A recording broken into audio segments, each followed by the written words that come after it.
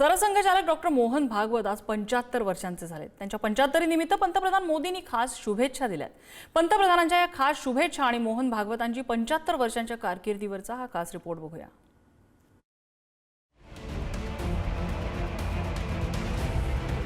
राष्ट्रीय स्वयंसेवक संघ शताब्दी वर्ष साजरं करत आहे। यातच सरसंघचालक डॉक्टर मोहन भागवत 75 वर्षाचे झाले। पंतप्रधान नरेंद्र मोदींनी याच निमित्ताने भागवतांवर एक विशेष लेख लिहित शुभेच्छा देताना त्यांच्या कार्याचा गौरवही केला। संघाच्या 100 वर्षाच्या प्रवासातील मोहनजींचा कार्यकाळ हा सर्वात परिवर्तनकारी कालखंड आहे। गणवेशातील बदलापासून ते शिक्षा वर्गांमध्ये सुधारणा करण्यापर्यंत अनेक महत्त्वपूर्ण बदल झाले। कोरोना काळात मोहनजींच्या प्रयत्नांचं आणि संघाच्या कार्याचं कौतुक झाले। मोहन भागवतांनी मूल्यांच्या संवर्धनासाठी प्रसारासाठी आत्मीयतेनं स्वतःला समर्पित केलं। मोहनजी यांनी सरसंघचालक पदाच्या जबाबदारीच्या विशालतेला पूर्ण न्याय दिला। त्यासोबत ताकद, बौद्धिक खोली आणि सहृदय नेतृत्व याचीही जोड दिली, जे सर्व राष्ट्रप्रथम या तत्वानं प्रेरित आहे। वसुधैव कुटुंबकम या मंत्रानं प्रेरित होऊन समता, समरसता आणि बंधुत्वाच्या भावनेला सशक्त करण्यासाठी त्यांनी जीवन समर्पित केलं।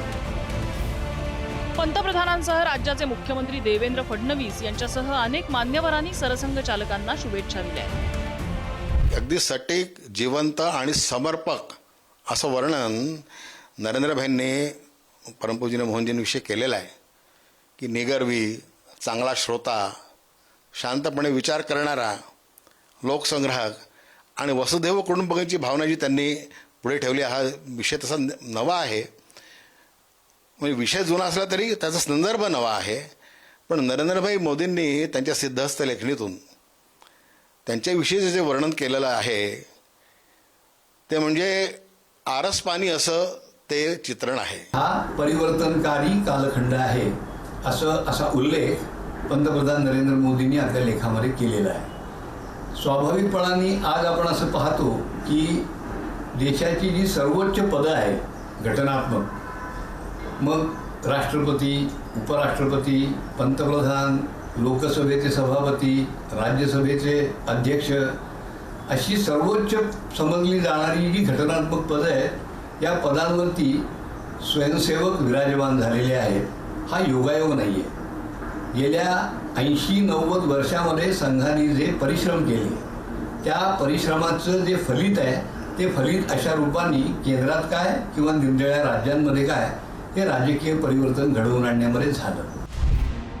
लाल किल्ल्यावरून स्वातंत्र्यदिनी पंतप्रधान मोदींनी संघाच्या कार्याचं जाहीर कौतुक केलं होतं। त्यानंतर सरसंघचालकांच्या वाढदिवसाच्या निमित्ताने पंतप्रधानांनी मोहन भागवतांना शुभेच्छा दिल्यात। काही महिन्यांपूर्वी नागपूरच्या दौऱ्यातही पंतप्रधानांनी संघाच्या कार्याचा गौरव केला होता।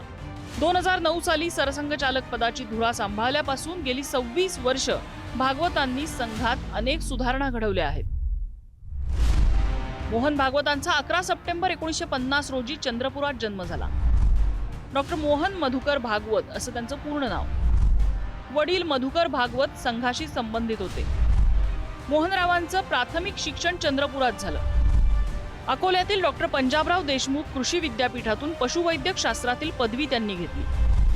आणीबाणीच्या काळात त्यांनी संघाचं कार्य पुढे नेलं। 1977 साली ते अकोल्यात संघाचे प्रचारक बनले। प्रांत प्रचारक सारख्या विविध जबाबदाऱ्या त्यांनी पार पाडल्या।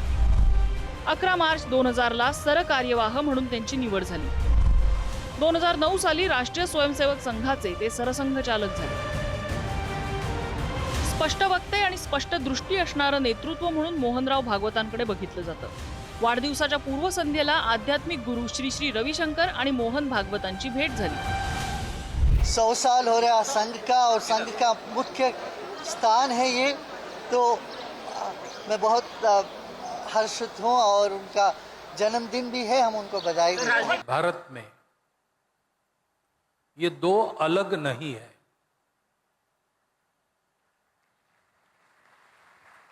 एक ही बात है, जो वास्तविक भक्ति करेगा वो देश की भी भक्ति करेगा, और जो प्रामाणिकता से देशभक्ति करेगा उससे भगवान देवभक्ति भी करवा लेंगे। पंतप्रधान नरेंद्र मोदी यांनी मोहनराव भागवतांचा कालखंड परिवर्तनकारी असल्याचं म्हटलंय।